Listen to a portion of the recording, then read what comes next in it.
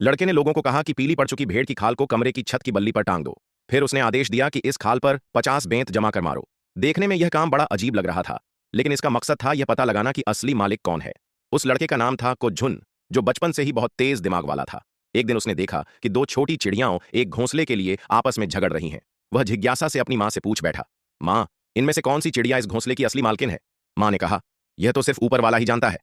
लेकिन कोज्झुन ने थोड़ा सोचा और तुरंत एक तरकीब सूझ गई। उसने जमीन से एक छोटा सा कंकड़ उठाया और सीधे घोंसले पर फेंक मारा। दोनों चिड़ियाओं डरकर उड़ गईं, लेकिन उनमें से एक तो दूर दूर तक उड़कर चली गई, जबकि दूसरी फिर से घोंसले में लौट आई।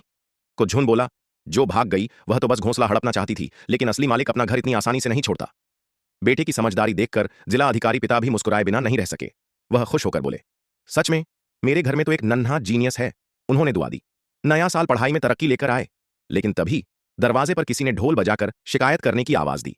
कोज्झुन के पिता अभी अभी अदालत में बैठे ही थे कि दो आदमी एक पुरानी भेड़ की खाल खींचते हुए अंदर आए। दोनों एक साथ चिल्लाए, यह खाल मेरी है। कोज्झुन के पिता ने जोर से मेज पर हथौड़ा पटका और कहा, पहले एक एक करके पूरा मामला बताओ। पतला आदमी बोला, मैं एक लकड़हारा हूं। आज सुबह लकड़ी बेचने शहर जा रहा था। अचानक यह मोटा आदमी आया, मेरी भेड़ की खाल पर नजर पड़ी और उसने जबरदस्ती छीन ली। पतला आदमी गुस्से से बोला, तू मेरी खाल क्यों छीन रहा है? मोटा आदमी बोला, तेरी? यह तो मेरी खाल है, तू ही चोर है। लकड़हारा रोते हुए जमीन पर घुटनों के बल बैठ गया। मालिक, कृपया मुझे इंसाफ दिलाइए। कोज्झुन के पिता गुस्से से बोले, इसे जेल में डाल दो। मोटा आदमी घबरा गया और हाथ जोड़कर बोला, नहीं नहीं, यह लकड़हारा झूठ बोल रहा है। असल में हुआ यह कि मैं एक नमक व्यापारी हूं। सुबह सुबह चलते चलते थक गया तो मैंने अपनी पुरानी भेड़ की खाल जमीन पर बिछाई और पेड़ की छांव में आराम करने लगा। तभी यह लकड़हारा वहां आया। मैंने उसे अपनी खाल पर बैठने का न्योता दिया, लेकिन उसने मौका पाकर मेरी खाल ही उठा ली। अब दोनों एक दूसरे पर इल्जाम लगा रहे थे और कोज्झुन के पिता उलझन में पड़ गए। आखिर असली मालिक कौन है? तभी कोज्झुन बोला, मेरे पास एक तरकीब है जिससे असली मालिक तुरंत पता चल जाएगा। पिता ने कहा, ठीक है, करके देखो।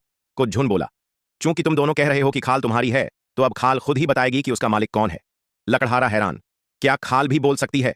कोज्झुन ने नौकरों को आदेश दिया, इस खाल को छत की बल्ली पर टांग दो और इस पर 50 बेंत मारो। जैसे जैसे बेंत पड़ने लगे एक अजीब बात हुई, खाल से छोटे छोटे पारदर्शी दाने गिरने लगे। 50 बेंत पूरे होते होते जमीन पर दानों का ढेर लग गया। कोज्झुन के पिता को सब समझ में आ गया। लकड़हारे का चेहरा उतर गया और उसने तुरंत कबूल कर लिया, मैंने लालच में आकर यह खाल छीन ली थी। नौकर ने एक दाना उठाकर चखा, अरे यह तो नमक है। सच्चाई सामने थी।